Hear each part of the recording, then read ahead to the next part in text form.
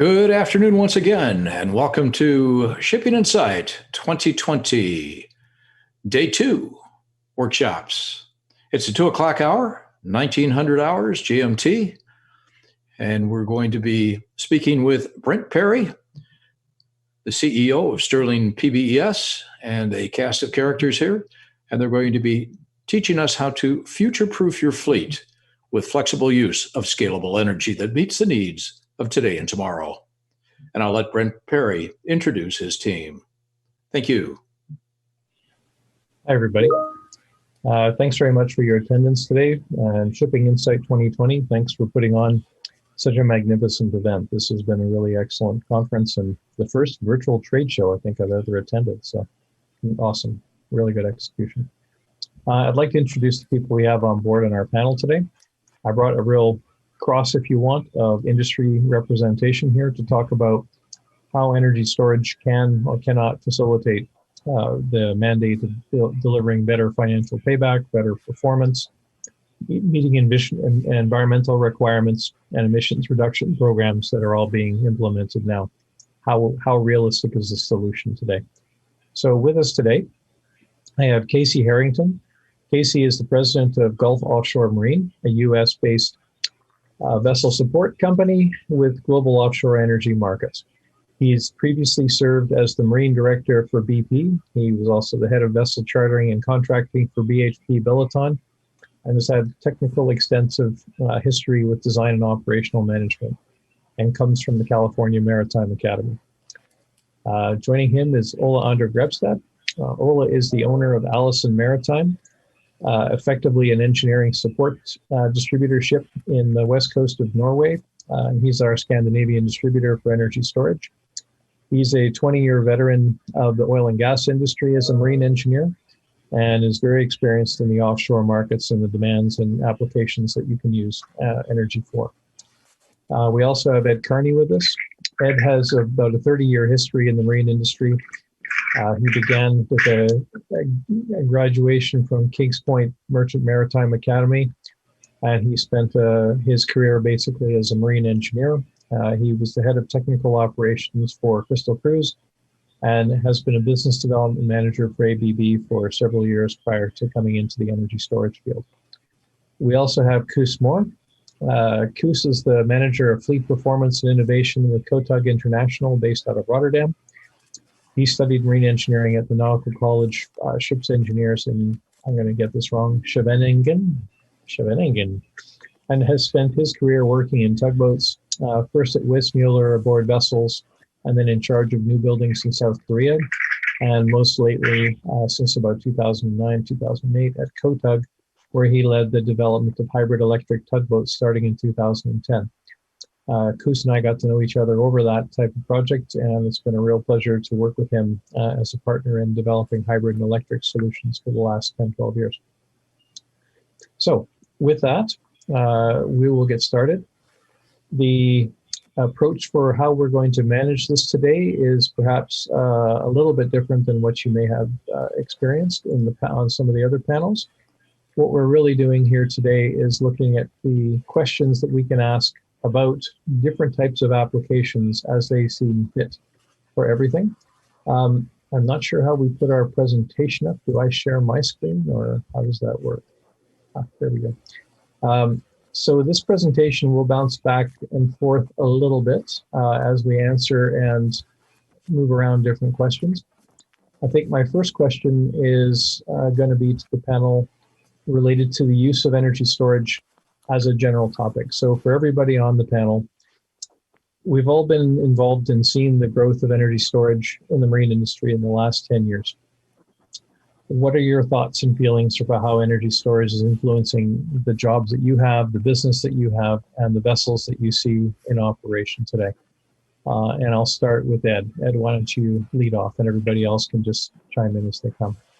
Okay, well, it seems energy storage in the last 10 years has gone from being sort of a niche novelty in the market to being generally accepted overall now. It's seen to be giving real value in a whole bunch of different applications. Originally, we were looking at seeing it mostly in short shipping or short segment shipping like ferries and tugboats. And now we're starting to see possible applications in deep sea, blue water shipping. I think the part of that has to do with the price drop, which has come down dramatically, but also has to do with our better understanding of energy storage and how to better utilize it in different applications. To find it as a way to enhance or improve the fuel efficiency of fuel burners and take advantage of the lower specific fuel consumptions in the more beneficial ranges on fuel burners. How about yourself, Ola? What do you think?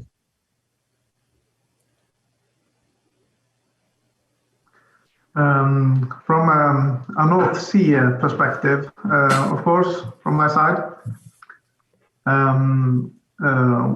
we've been putting on batteries for PSVs in terms of retrofits, that is, and double-ended ferries for more than 5 years. So for ferries, there have been a boom that is more or less not over, but there has been built a lot of electric ferries that have learned a lot to the maritime business, and there also have been a lot of I think it's around 20 platform supply vessels operating in the North Sea for the time being with a repowered battery solution. I think just about these days we have kind of matured and thought this is how we want it to be, but for the PSV part of it, that is still kind of a gloomy business, at least entering into the winter season in the North Sea. The retrofits of the PSVs, say from 500 to 600 kW hours, might have been too small battery sizes for the peak shaving. That is. Sure, and I guess I can maybe augment to what Ole was saying.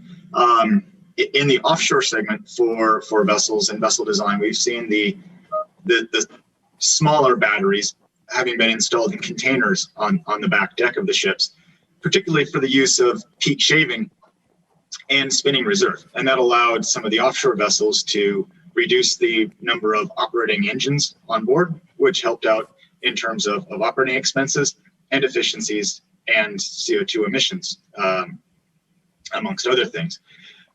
We're starting to see now the growth of acceptance of batteries as far as how they're able to be used on board the ships, as well as the economics behind that as well. The cost of batteries has come down quite significantly, and so we're starting to see a transition in the offshore segment, at least, from maybe the smaller vessels or smaller batteries on containers on the back deck to perhaps more of an integrated solution where batteries are the prime source of power for the vessel, and then how those batteries are recharged and utilized is becoming more of a fit for purpose type of evolution, where potentially batteries that would be modular, stored on the ship, discharged, and then actually removed either at an offshore installation or at the port, which is what we're seeing is potentially the next iteration of how batteries and electrification of ships will progress in our segment in the offshore area. Now, can you guys all hear me okay? Yes. Koos, can you hear me? Okay, I think your mic is off, Koos. Can you just see that it's do you hear me? Yeah, now we got you.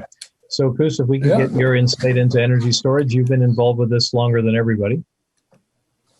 Yeah, in the beginning, it was an adventure, what we started many years ago. But nowadays, in our new building program with the clients, we offer hybrid solutions with energy storage solutions, which is all familiar now by everybody. It is nothing new. We all know how to deal with it, how to work with it. So for us, it's becoming more day-to-day business to work with these energy storage systems. Even in the inland shipping, we have built a fully electric push boat lately. It's a small boat, but it has started there also to become normal day-to-day business to use electric power propulsion. Cool. Now, Casey, a question for you. You guys are very involved in the wind farms. What was it that inspired you to take a different approach to wind farm crew supply vessel approach on your latest iterations?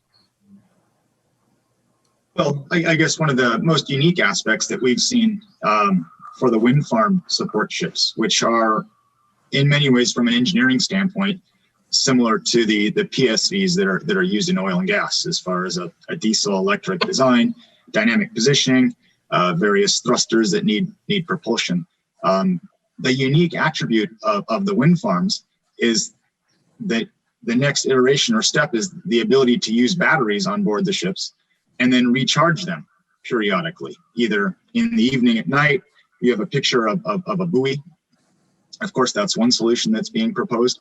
Other solutions may be even simpler, whereas the ships can recharge either at the turbines or the offshore substation throughout the day, or potentially then modularly just lifting batteries up to the facilities for subsequent recharge. The offshore wind sector is a natural fit for batteries and electrification of vessels. When we start looking at next generation fuels of e-methanol or liquid hydrogen, which are all electrically based energy carriers effectively. In the wind farm application, we're actually taking the energy or the fuel right from the source, literally, and using it in the way that a Tesla car would recharge their batteries and then continue driving around. It's very much a natural fit in the offshore wind segment for a full electrical vessel. Thanks very much for that insight.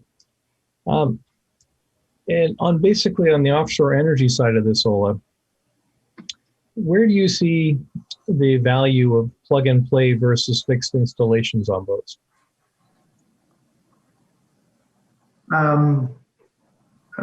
As briefly touched upon initially, 5 years ago, you had the PSVs, and they were retrofitted by the means of a fixed deck house on the aft of the superstructure of the PSV, and in every way, physically and engineering-wise, integrated into the single line diagram, of the ship. More or less from 5 years contracts, and perhaps beyond 5-6 years, that is, and that had to be done at that time to kind of defend it financially.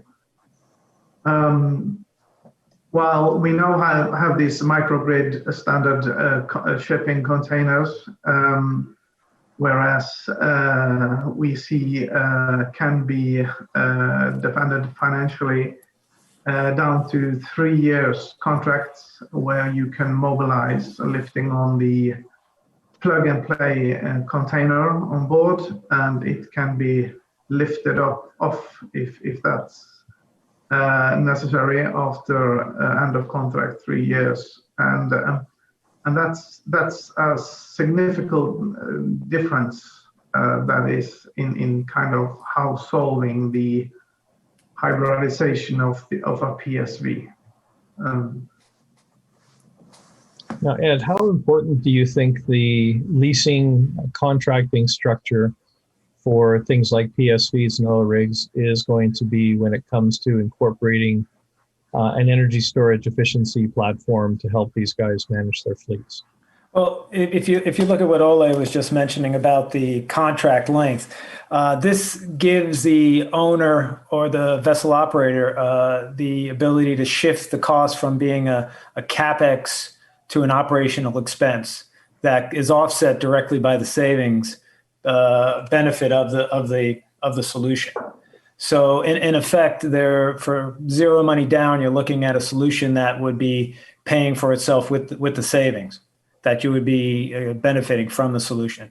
So in that sense, it makes perfect sense to look at that type, especially in short term or medium term contract type arrangements, where you're looking at an existing asset and not having to do major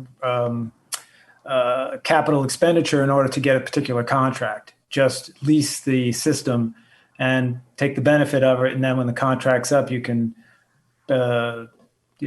move it to another asset where it could also work as a operating expense versus a capital expense. How much has that played into your vision of the business, Casey? The idea of the lease and management of energy storage as portable.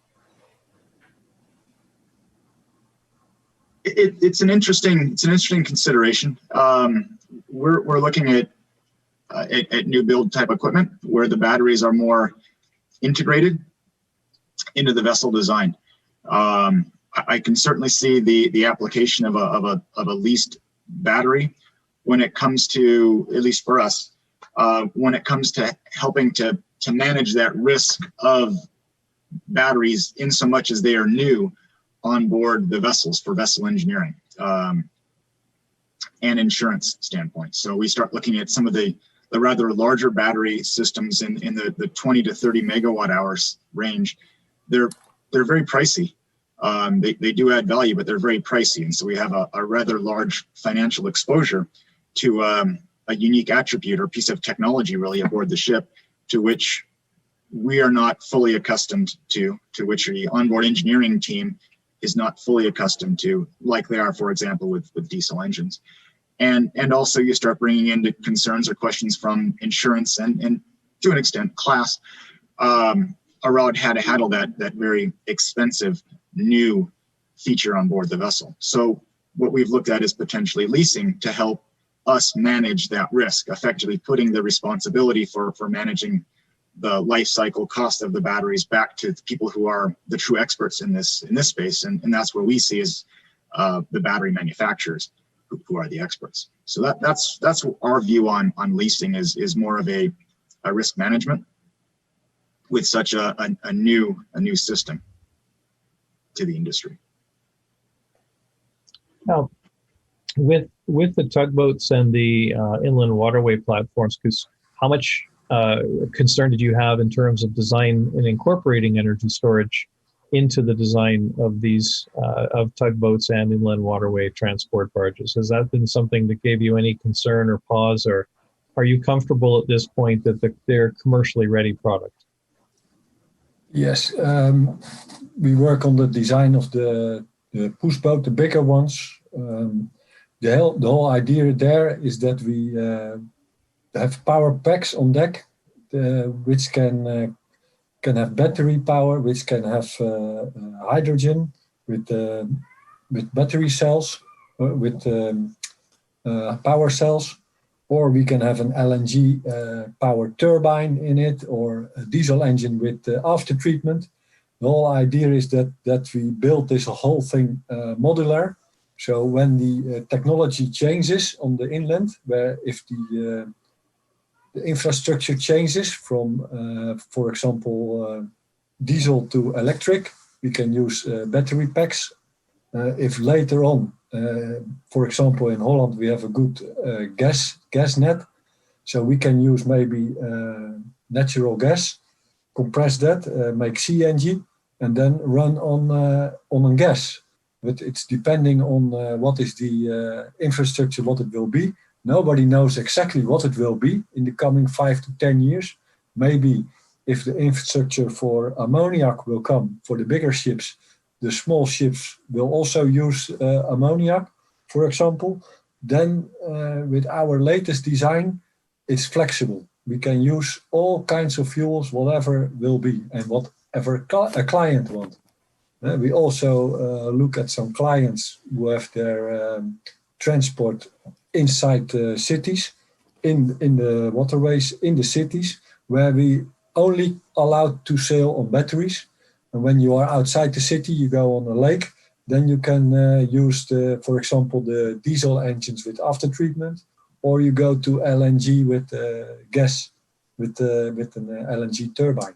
There are all kinds of possibilities that we are ready for. And the design is almost finished. A small boat we have built already, which is electric. It's very small. It has an 80 kilowatt power pack on it.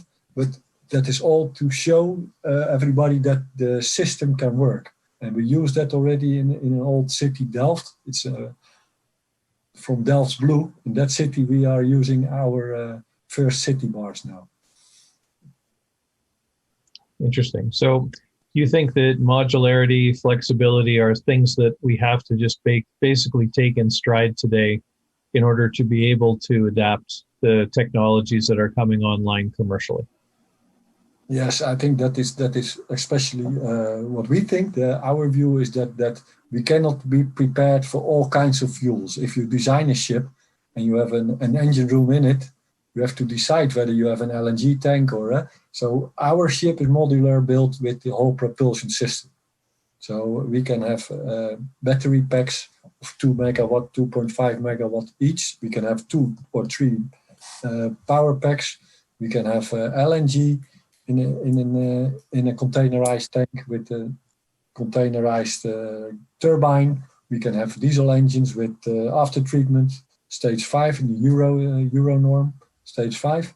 So that is, we are ready for all kinds of developments that will happen, but nobody knows which one. So we use it like this.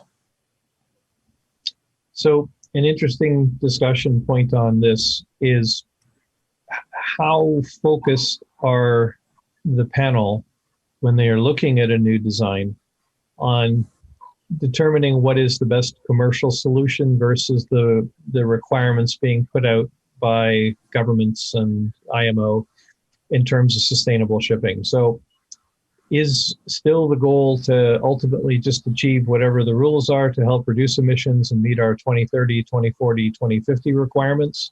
Or are we trying to combine that with what will ultimately deliver the best bottom value to the operators? And how much does that influence your thinking? So maybe I'll open that question up for the whole panel. Somebody wants to start that. Well, in a way, we there's a lot of tenders coming out for fast ferries, catamarans running in a fairly open sea, perhaps beyond 20 knots speed in an aluminum hull. There have been a lot of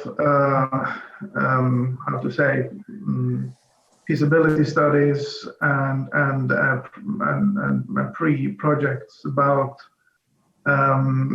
hydrogen and target of having these fast ferries running in a couple of years by means of hydrogen. And there have been one particular tender outside Stavanger. 2 weeks it was stopped by the authorities. They didn't want to proceed with hydrogen. They wanted to go the safe path with the engines.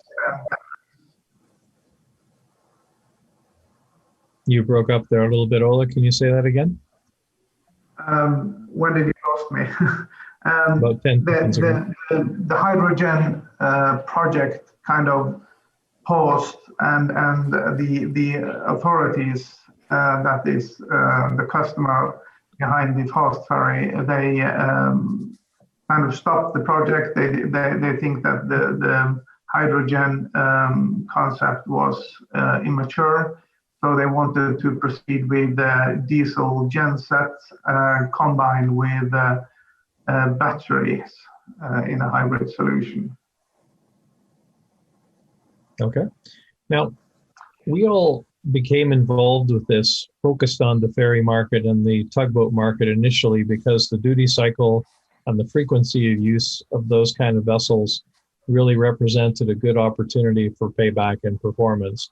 And to a large degree, those kind of vessels really drove the initial rule design and development for people like DNV and Lloyd's and ABS. How do you feel have the rules kept up with things like safety well enough? Are they hard enough or are they too hard? What is your guys' feelings about the status of the government or the flag authorities or the rules from the type approval agencies that we all have to support?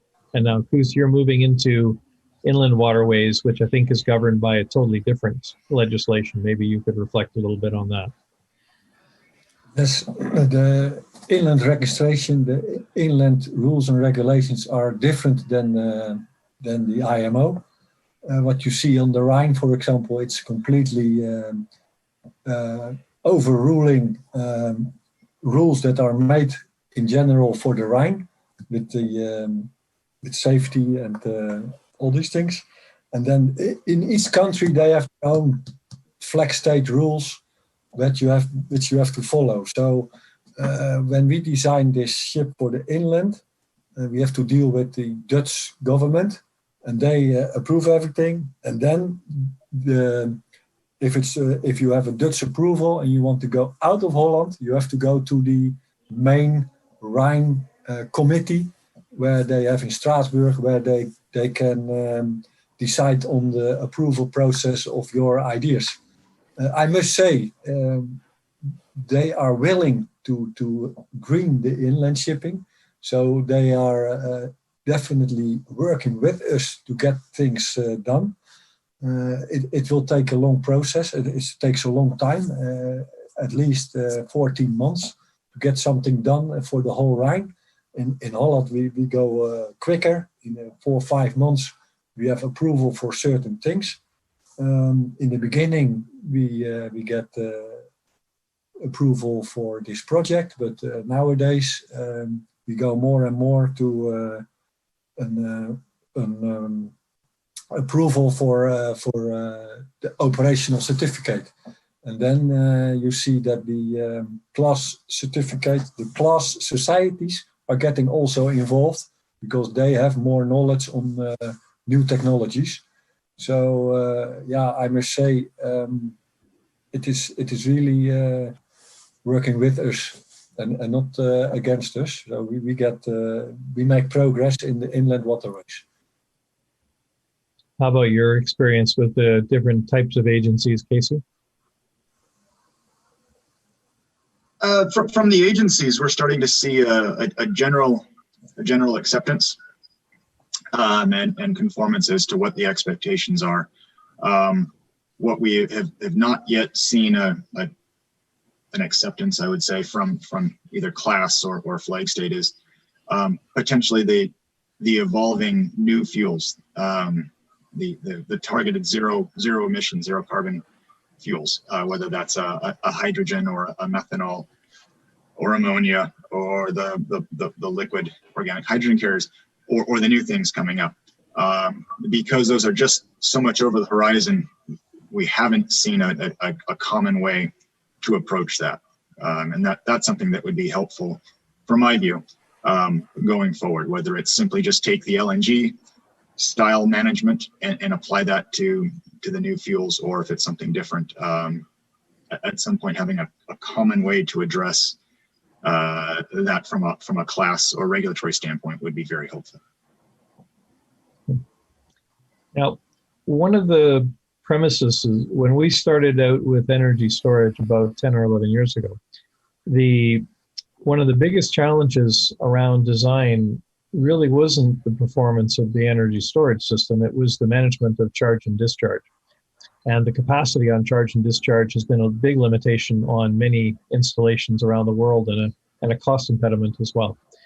So do you guys feel that the charge technology and charge industry, if you want, has become flexible enough and capable enough to suit our needs? Or the other aspect of this how important is it that the designs that we all want to incorporate onto ships are autonomous of outside charging, so are fully capable of working with an onboard fuel driver as a battery supplier effectively, so that the vessel has the flexibility of location and management without having to consider whether or not you've got a large shore-based infrastructure put in place. What do you guys feel about on that level? Start off with you on that, Ed. Well, I guess to take a step back from that, the battery in general can be used as a vessel optimizer. And like I said earlier about optimizing the fuel consumption of your fuel burners, a way to deal with load leveling, so you can run constant speed, constant power, as opposed to having to start and stop extra generators depending on dealing with transient dynamic loads. So in that sense, I think the need to benefit from energy storage doesn't necessarily require a short charging infrastructure. Is that the gist of what you were getting at there? I'm just curious as everyone's thoughts on this, because we've run into Maersk is introducing a new buoy charging system that's designed to support a wind farm vessel, which kind of facilitates Casey's expectation of having electric crew supply vessels offshore. Yeah. When we were developing the initial charging stations, because we didn't have enough instant capacity for charging a vessel in a couple of minutes, we ended up installing batteries on shore that could do a fast transfer, but while the vessel was away, could accept charge from the existing grid infrastructure that existed. Mm-hmm.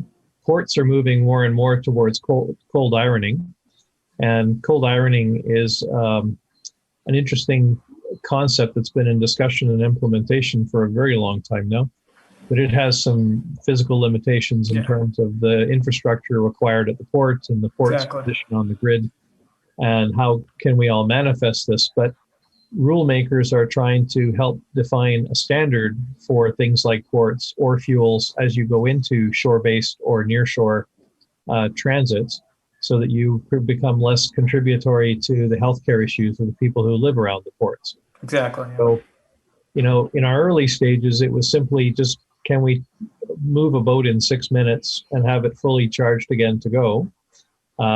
And we had to basically pick our battles on which routes made sense because of that. Today, we're seeing the charging capacity grow on board the route in Denmark, where we have the big electric boats. They have a 10 megawatt shore charging station. So, the capacity of this just gets much, much, much bigger as we go. Yes.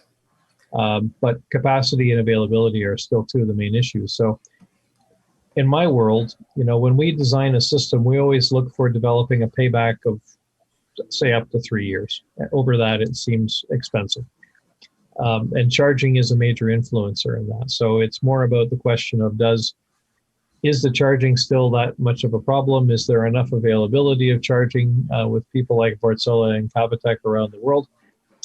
Is it cost effective enough today, in your guys' mind, to not inhibit projects from moving forward? Well, yeah. In that regard, I think it still is a major area that needs more further development.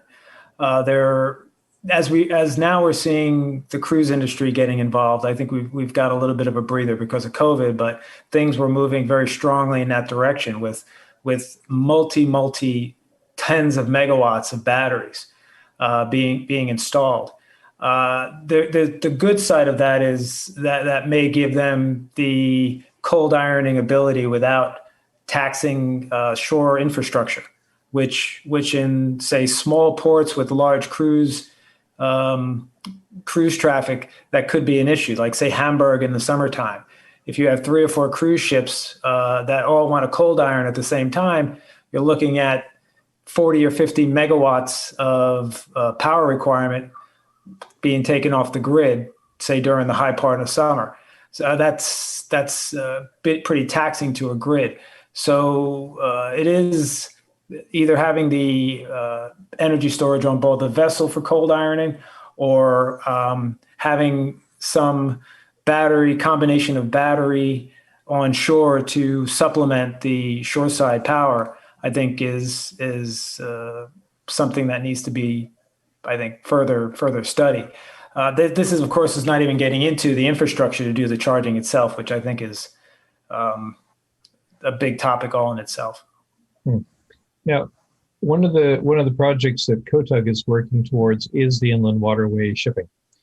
And how much of a challenge, Koos, has it been for you guys to define how charging is working? Are you having to work with onshore utility companies who are building substations that will be like a charging gas station for a vessel? How have you defined the solution there? Yeah. The solution that we look at is that we swap batteries. If you have a ship with doing the same route every time, we can consider to build a charging station along the river. But the idea is, in the beginning, to swap the batteries. And the guys who control these batteries, they can charge them in an efficient way that when the wind is blowing and the sun is shining, they get the power for small money, cheap, because the energy price goes up and down. And in the night, or when the electricity is more expensive, we can even balance the net and sell the power in your batteries to make some money on the energy price. So the idea is that more and more battery packs will come, and they will be swapped from the ship, and they will be charged when the electricity price is low, and they will be discharged even when they are not needed on the ship to feed the grid from the shore. So in that way, there is a business case behind it. So that's the idea what we do. But to charge to build a charging station for these powers, 2 megawatts, it can be done. It is not the biggest problem technically. It's costly because you have to use area around the river or somewhere. But on most places, it is technically feasible. Awesome. Thank you very much. Now, what about the concept of cold ironing, Koos? In terms of port supplying the energy to charge into a ship, so a plug basically to run the ship at the port, does that idea make sense more so than the ship carrying its own cold ironing capacity with enough battery to run itself while it's in port until it's on the road again doing its trip? Yeah, with the small tugboats which we have in Europe, with the bigger harbor tugs, they all have cold ironing. They put the plug on the shore and they switch off the generators. I don't think for these tugs it doesn't bring a lot to carry your own batteries. It can be done when you have a very big port and you have to sail all around back to your charging station. But in Rotterdam, the port is divided and the tugs are working in a small area. So there it makes sense to go back to the layberth and plug in the plug. Unless you have our hybrid tugs where we automatically, when the job is finished, the batteries are charged during the assist, and we use for the hotel load, we immediately use the batteries.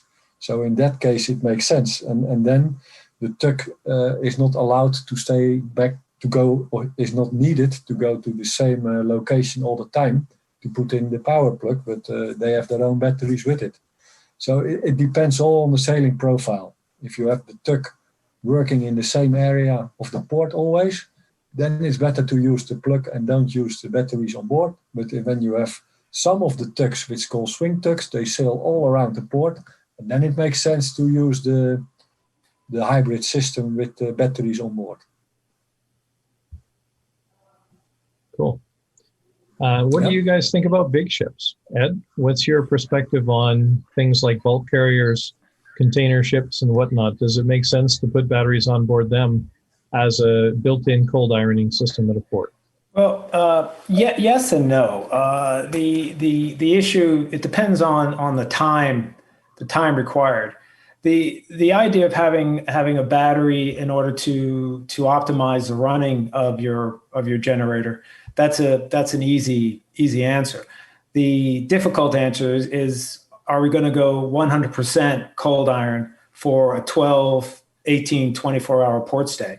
If there's, for a bulker, for a small container vessel, a tanker, you're not looking at a massive load, 300 to a megawatt of load. Even some of the bigger container ships might only have 2 or 3 megawatts of load max. But and the grid, shoreside grid on larger ports will easily be able to take it, but on smaller ports they might not have the infrastructure.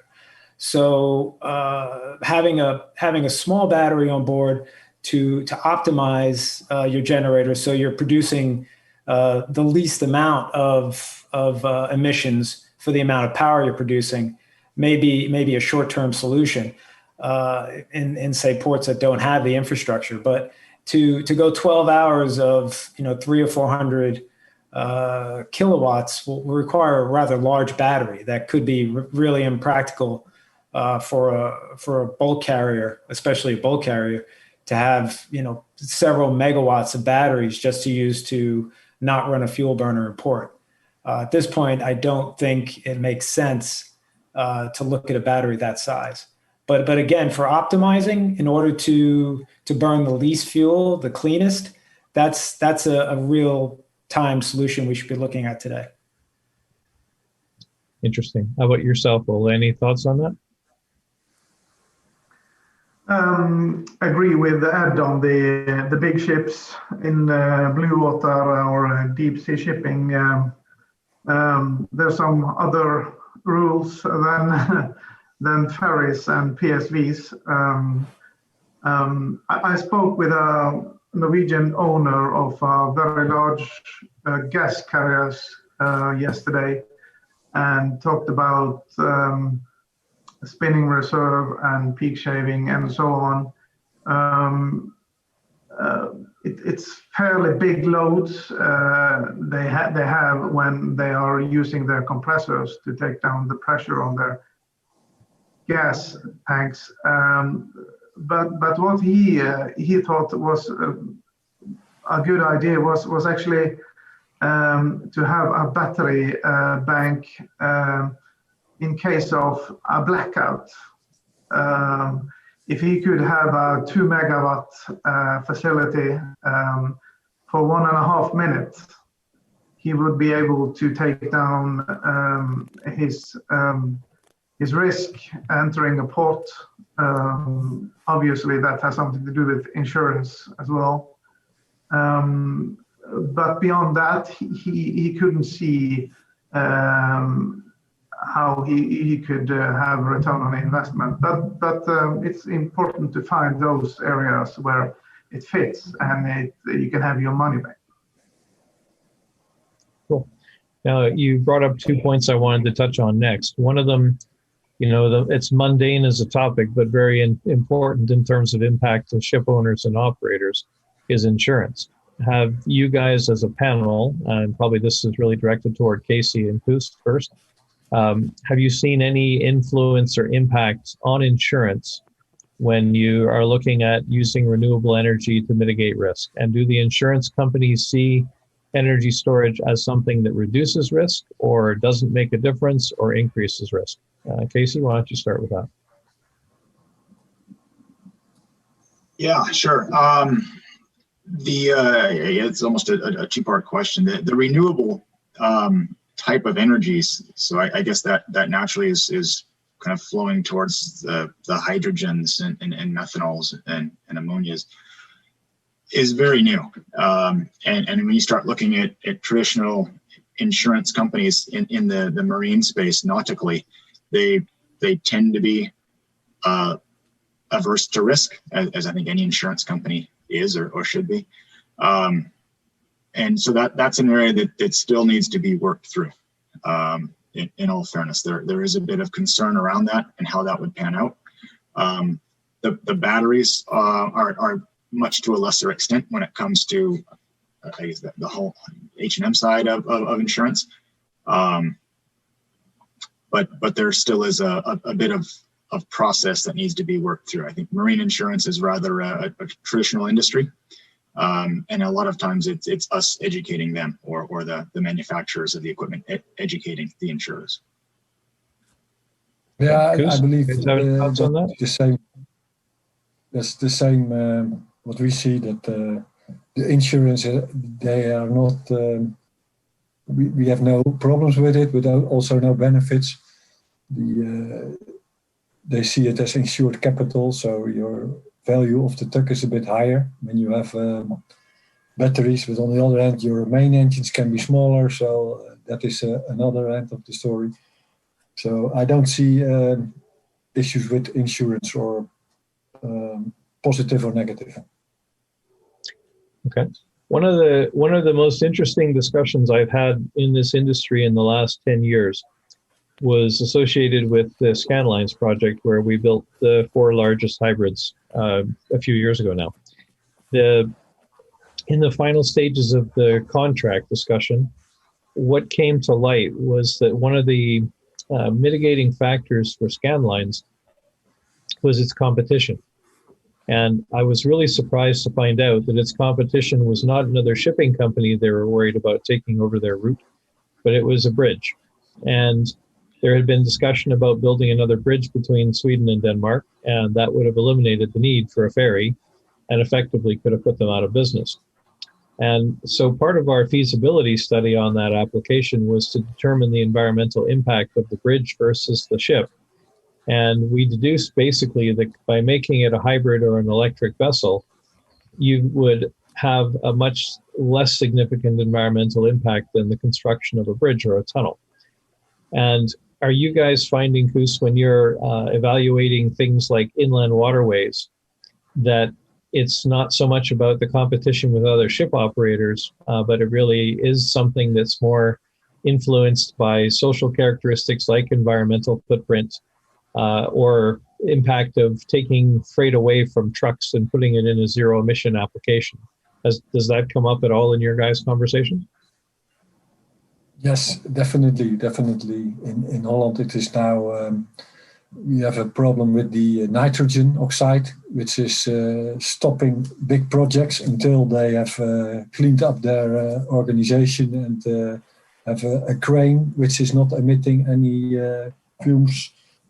We have to, especially the trucks, we want to have the trucks out of the cities because of the noise and the quaysides. The small cities are old, and so you see more and more that these discussions will come. And with our electric boat, it is very interesting how many people are interested to also use this boat. So it's a big part of the discussion to go as low as possible with all the emissions.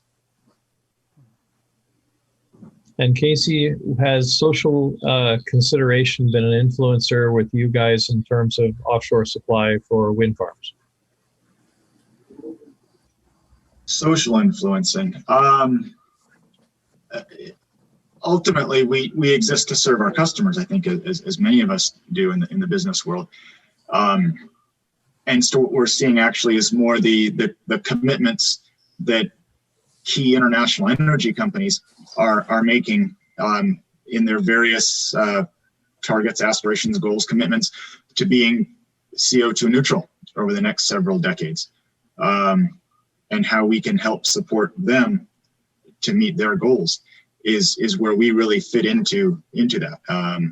I think culturally within our organization, we're very much aligned to supporting the environment going forward. But for us, maybe less social, but more alignment with the customers, with where the market is heading from what I would call tier 1 customers. Well, you guys have the goal. I should have reiterated this a bit better earlier. I'm sorry. You guys have the goal of providing effectively a zero emission cruise supply vessel to service wind farms. Do your customers see that as enough of a impact on the environment, and they're a way for them to contribute to the environment to overcome the cost of that kind of vessel?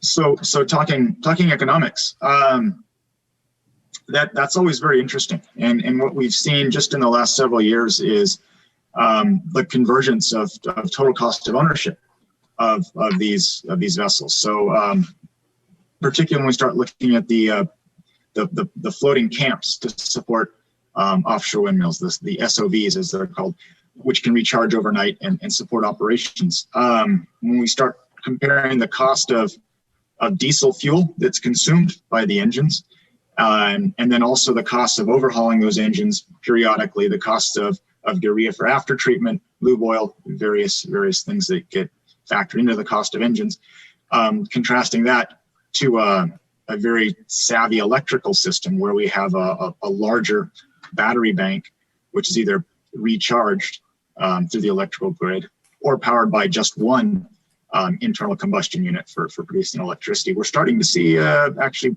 parity when it comes to the costs right there. And I think that's a big driver as well.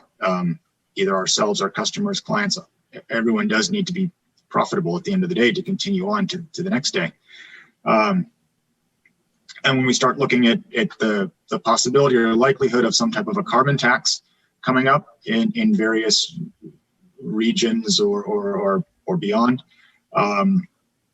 that helps to drive a more ecologically compliant solution from an economic standpoint as well. Okay, thank you. An interesting question coming in from the audience. So, have we considered using wind devices to help recharge batteries during trip and use? A question for you guys, and again, I'll put this to Casey and Koos to start with. Maybe Koos, you can address this. When you guys are looking at a system now, based with the tugboat, whatever it may well be, are you guys considering renewable generation to support instead of using traditional grid? Does wind or solar come up as an alternative for you guys in your planning? Yeah, for us, we were looking at solar or wind energy from the grid. That is always possible. But to build something on the boat with solar, that is the capacity is too small. Everybody understands. But we look at one of the power packs to have hydrogen, for example, which is feeding batteries or which is feeding the propulsion. So we are looking at future technologies, but at the moment we are focusing on batteries and stage 5 generators, which are approved for inland waterways.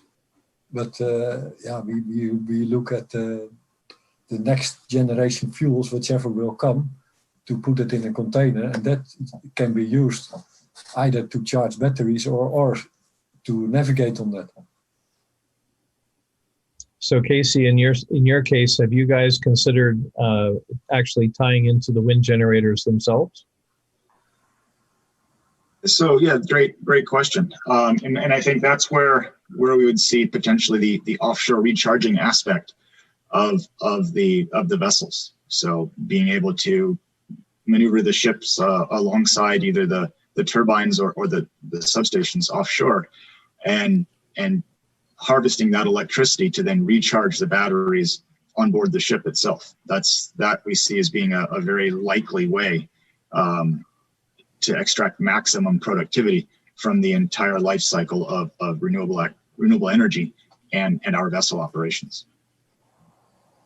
The second half of the question that came in from the audience about that was, what sort of connectivity will you need from wind assist devices, and is there scope for joint research? And I'll take that question. I have another role as the chairman of Zero Emission Ship Technology Association, and what that is a collection of businesses that all produce technology that could be considered zero emission in use.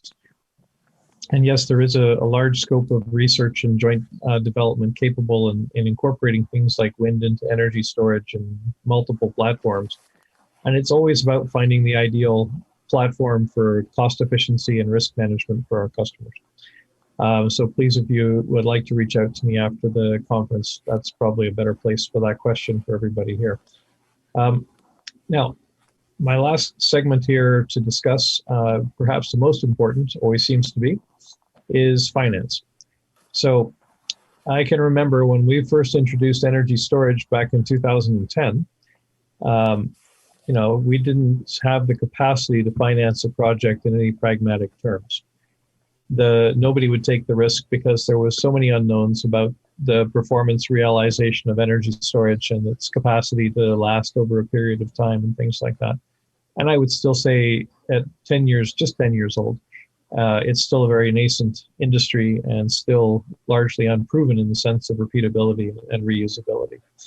But the finance has started to accelerate the ability of companies involved in this industry to grow our capacity to support the reduction in emissions that everybody has as a goal, simply because now we're talking fleet structured deals and large-scale financing for vessels, as long as they're incorporating lower or zero emission technologies within them. In your guys' experience, and this is really a question for everybody, we have about 4 minutes left to round it up, so I'd ask everyone just to give me about a minute.